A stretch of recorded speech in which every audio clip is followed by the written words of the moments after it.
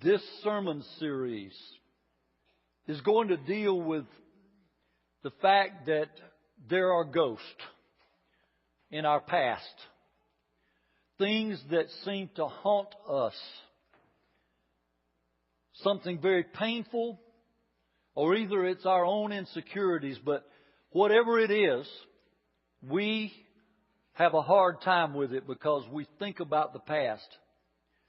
This series is an attempt from us to help you overcome and get rid of the ghost of Christmas past. Some are dragging, as it were, a chain from the past. And even for some people, every link is a hurt. And there's no way we can know the joy of Christmas or the joy of any day if we're being shackled to the ghost of the past.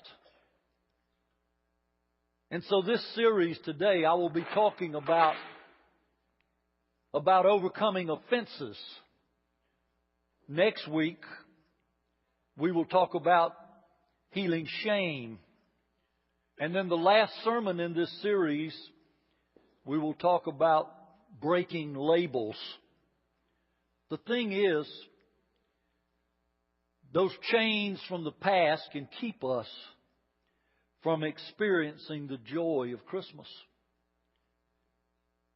Let me ask you a question. Do you know someone who is easily offended? Are you that person? Are you easily offended? See, those two questions we need to deal with because I'm a person that can handle big stuff. We talked about this at the end of the service. I can deal with a lot of big stuff. But it's those little frustrations that get to me. What about you? I was coming from the gas station at JC, trying to go over to the store to get me some groceries. And I turned in the lane. You know, they have lanes like this where you drive on, and then they have things. And this woman came across the things. She wasn't in a lane. And I could see her and she could see me, and she knew by the look I gave her that I was not happy with her. She had dreadfully offended me. And that happens all the time. I came out of Kroger's the other day, walking to my car with my groceries. Cars here, cars here.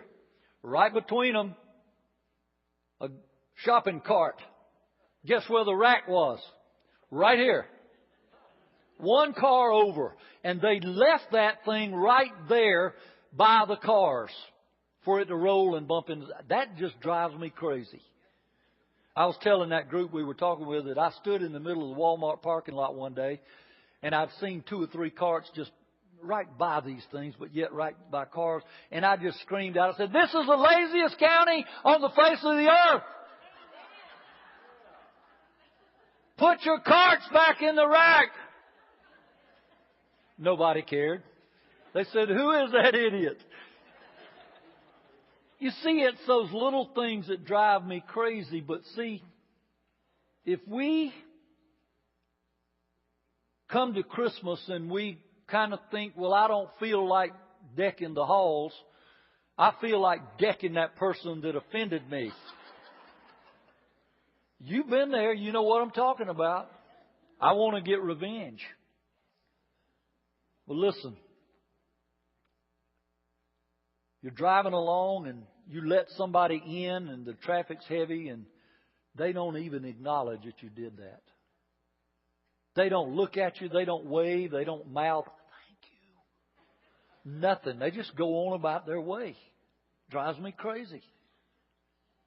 Well, listen.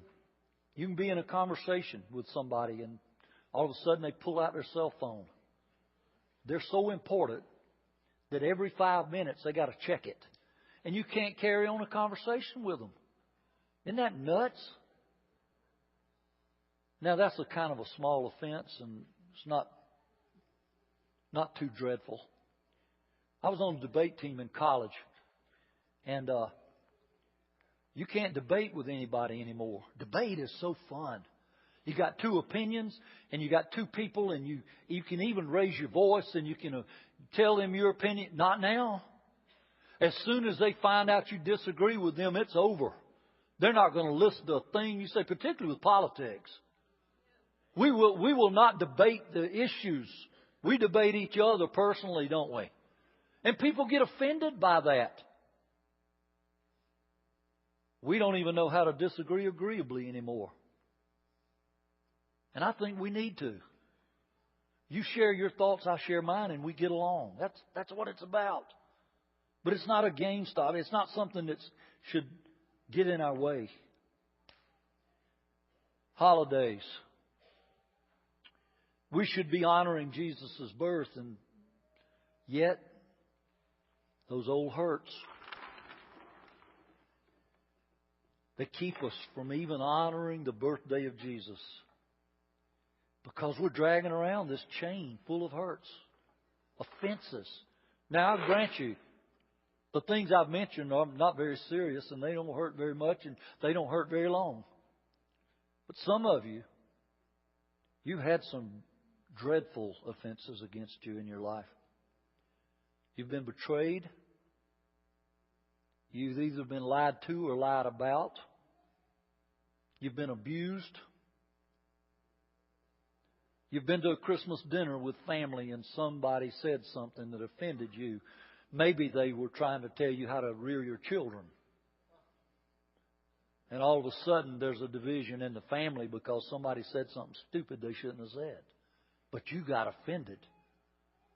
Families are separated and friendships are ended because of offenses. Here's the thing.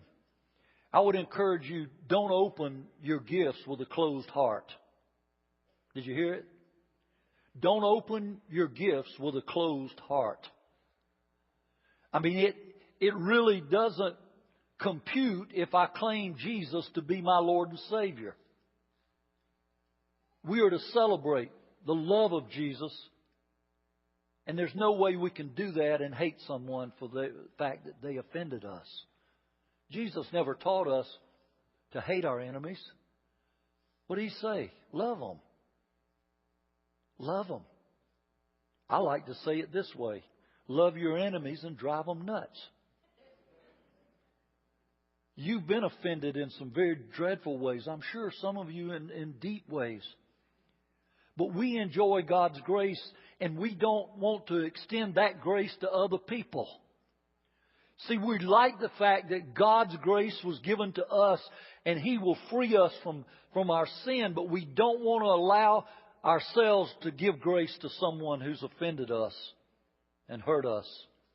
So what do we do with overcoming offenses? Well, I will say this right up front, and I'm going to say it 2 or 3 times. Life is too short. Life is much too short for you to live your life offended. And our calling is too great for you to go through life offended. If we claim Jesus Christ and we know we need more purpose in our lives, we can't hang on to offenses. In Psalm 144:4, man is like a breath. You know, life's kind of short, isn't it? When you think about it. Man is like a breath. When you think about eternity, that's all it is. One breath. And then he goes on to say, His days are like a fleeting shadow. The sun comes up and hits you, and there's a shadow, and as the sun moves this way, the shadow's gone. That's what the psalmist is trying to get us to understand. Life is too short to go through life offended. And our calling is too great that Jesus has put on our lives. He said, be salt, be light, bring flavor into the world and light up a dark situation with my love. That's what Jesus wants us to do. Now, I'm about to offend some of you. Okay? I'm going to tell you right up front. Small people hold big grudges. Small people hold big grudges. And if you're holding a grudge, I'm calling you a small person today. Yep. I'm sorry if I offended you. I apologize. But here's the thing. We must refuse to be small people. If we will refuse to be small people, then we can do what my little 2-year-old granddaughter, she's 5 now. Good grief. Life is short. And our calling is too great. When Brennan was 2 years old, guess what movie had come out? Frozen. How many of you are sick of Let It Go? We got a video of a 2-year-old little girl singing every word of Let It Go. Let it go, let it go. That's what we have to do with the offenses that we're carrying around with us and going through life trying to be one person and letting this drag us into being another person. It just isn't the way Jesus intends for us to live. In Proverbs 19:11, a person's wisdom yields patience. How many of you will agree right now you just have none of that? I don't have any patience. Nobody? Y'all are all patient people? Okay. And I'll qualify it. It does matter what it is, doesn't it? It does matter. But listen. Here's the thing. Overlooking an offense is not pretending that it did not happen. You have been offended, I promise you. And it's real. And here's the thing. A conscious decision to let it go is a form of forgiveness. And I've said this to you people, most of you, for all these years, unless you're new this morning. Forgiveness is not for that person that offended you. Because you might tell them, you might give them forgiveness for what they've done to you, but they might not accept it. Who is forgiveness for? It's for you. It's so you won't be shackled to your past. Because we have to forgive people. And that's basically where we're going with this. Forgiveness is for you. The Hebrew word for this overlook is to pass over. It doesn't mean the offense didn't happen, but it means you're able to get over it. The great French philosopher, I lived in 1600 something, I think. Forgot to write that down. But he spells his name one way and he says it another. It's Descartes. Like D-E-K-R-T. And when you look at it, it's D-E-C-A-R-T-I-E-S. Well, anyway, it's French. Whenever anyone, he says, has offended me, I try to raise my soul so high that the offense cannot touch it. I try to raise my soul so high when someone offends me that offense cannot touch my soul. And how many of us have hung on to the chains of our past, the ghosts that continue to haunt us day in and day out and at Christmas time? And we don't need to live like that any longer because that will damage our soul. That's what Descartes is trying to say here. And the reason is that life is too short and our calling is too great. That's why we don't need to live offended every day. Will you say this with me now? If you can't honestly say this, just keep your mouth shut. Okay? Is that clear? Here's what I want you to say with me. I'm getting over it. Now, if you can't say it, don't say it. 1, 2, 3. I'm getting over it. Now, the thing is, do you want to get over it? Do you actually want to get over it? Let's say it again. I am getting over it. I'll tell you a better way to say it. Let's say it like this. I'm getting over being easily offended. I'm getting over being easily offended. Let's do it again. I'm getting over being easily offended. In other words, I'm not going to be thin-skinned anymore when it comes to people who offend me, and particularly to those people who offended me years or days ago. I'm getting over it. Here's what Ephesians 4 teaches us from Paul. It's really a good verse. A verse we need to keep in our minds all. It's Ephesians 4:2. And it goes like this. Be completely humble and gentle. Be patient. There it is again. You know, the Bible says that a lot. Bearing with one another in love.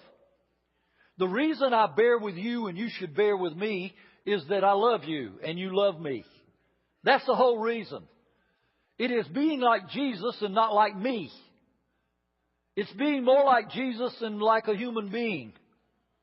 It's being more of a loving person who's willing to forgive an offense.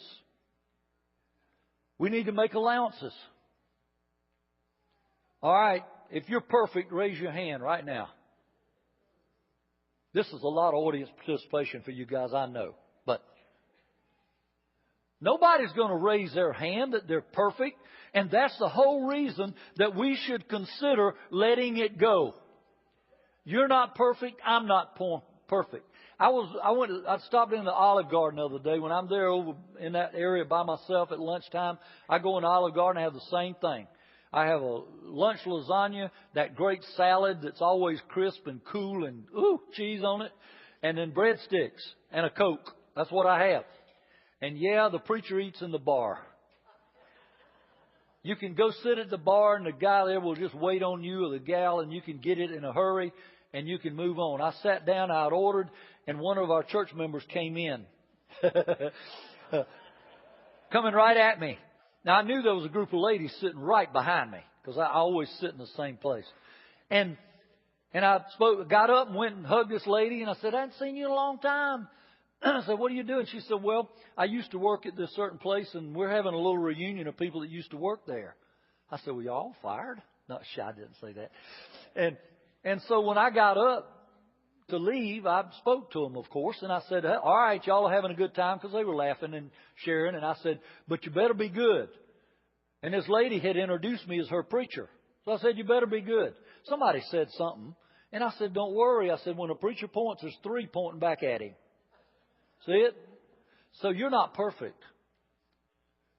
And if you're pointing out something to somebody else's, you be careful, because there's three fingers pointing back at you.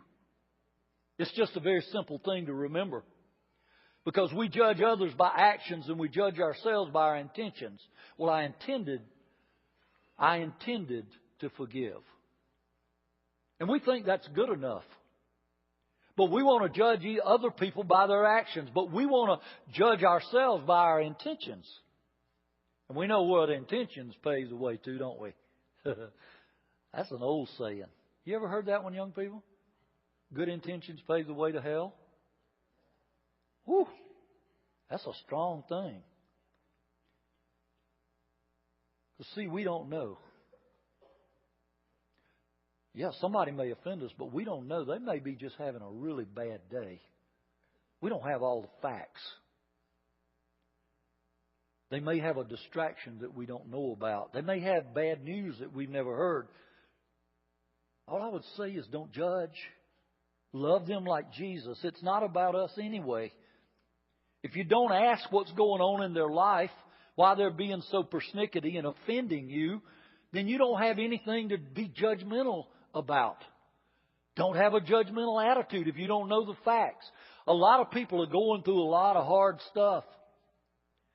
We can't spend precious time making a case against someone's what I'm getting at. Why? Life's too short. And our calling is too great to do that. Here's what you need to think maybe. I wonder what they're going through and why they're acting like that. See, there's hurting people all around. We've got them in here this morning. We had them in the early service. Next Sunday morning we'll have hurting people in that service. Tomorrow when you go to work, there's hurting people you work around.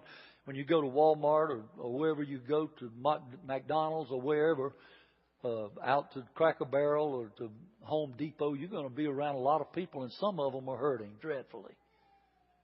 We should know that because we've been there. We've been people who have been hurt. And instead of being offended, maybe we should have compassion. That would help. Why? Because life's too short and our calling's too great. Here's what we got to decide, guys. I'm being over easily offended.